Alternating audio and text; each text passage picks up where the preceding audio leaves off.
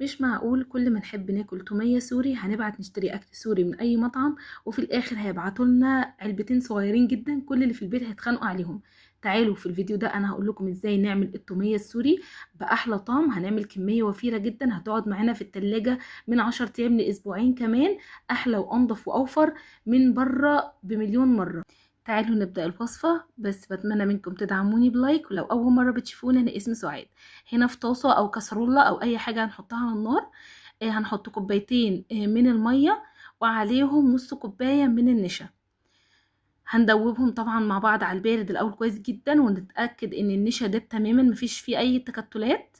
وبعدين هنرفعها على نار هادية، النار ما تكونش عالية خالص عشان النشا ما يتحرقش معايا ويحصل تكتلات فيها لغاية ما تبقى بالشكل ده. اول ما تتقل معايا وتديكي الشكل ده هترفعيها من على النار على طول. دلوقتي بقى هنغرفها في طبق او هنفضيها كده في طبق يكون مفروض شوية او واسع شوية، وهنوزعها كده كويس وهنسيبها لغاية لما تبرد تماما. مش هنشتغل ومش هنعمل اي حاجة دلوقتي غير لما الخليط بتاع المية والنشا ده يبرد معايا تماما. دلوقتي بقى الخليط بتاعي كان بارد، هجيب بقى الخلاط او تقدري تشتغلي في الكبة او في اي حاجة عندك او بالهاند بلندر، مفيش اي مشكلة.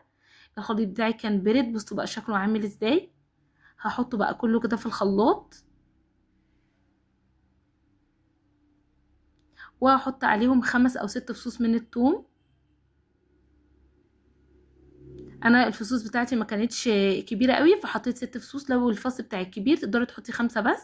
عندي كوبايه من الزبادي، كوبايه كبيره. عندي هنا معلقتين كبار من المايونيز، واختياري تقدري تستكفي او يعني تستغني عن المايونيز وتستكفي بالزبادي بس بجد بيدي تيست حلو قوي في التوميه. عندي هنا ربع كوبايه من الحليب وعصير ليمونه. في كمان معلقه كده من الخل، بس مش عارفه ما اتصورتش انا اسفه جدا، بس في معلقه من الخل بنحطها. وده ربع كوبايه من الزيت، بس مش هنضيفها دلوقتي، هقول لكم هنضيفها امتى بالظبط. هنشغل بقى الخلاط على المكونات اللي احنا حطيناها كلها لغايه ما تختلط او تمتزج كلها ببعض كويس. ودي ربع معلقه من الملح. طبعا الملح بتظبطيه، انا حطيت ربع تاني يعني حطيت ربع معلقه كمان لان لقيتها محتاجه ملح بصراحه. فالملح بتظبطيه حسب ما بتحبه، في ناس بتحب الحاجه ملحها قليل، في ناس بتحبها مظبوطه، في ناس بتحبها زياده، فالملح اظبطيه براحتك خالص. انا يعتبر حطيت نص معلقه صغيره من الملح. دلوقتي بقى والخلاط شغال هضيف كده الزيت بالراحه خالص، تمام، عشان تربط معايا. طبعا لو لقيتيها تقيله، لو لقيتيها تقيله هتزودي شويه كده او معلقه او معلقتين من الحليب. لو لقيتيها خفيفه هتزودي معلقه او معلقتين من الزيت، وهتضربيهم تاني في الخلاط هتلاقي قوامها اتظبط معاكي.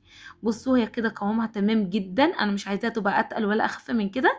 هي لما هتقعد معايا في التلاجة هتتقل معايا شويه صغيرين، فقوامها ده حلو جدا. هي اصلا على بال ما نيجي نقدمها في الطبق هتكون كمان تقلت اكتر من كده. نصيحة مني ما تقلوهاش عشان ما تبقاش كده محجرة وناشفة. هي التومية لما بتجيبها من بره بتبقى قوامها كريمي شوية. بصوا بقى هنا انا فضيتها معايا، طبعا انا دي هحفظها في التلاجة في علبة كده تكون محكمة الغلق. فبصوا قوامها ما شاء الله حلو جدا جدا. نصيحة مني ما تخففيهاش ولا تقليها عن كده، لان هي لما هتقعد معاكي هتبقى كمان اتقل من كده شوية. اتمنى ان انتوا تجربوا الوصفه، وان شاء الله ان شاء الله تعجبكم. ويا ريت اللي تجرب الوصفه وتعجبها تبعت تقولي رايها في كومنت. واتمنى تكونوا ما نسيتوش تحطوا لي لايك للفيديو. والسلام عليكم ورحمه الله وبركاته.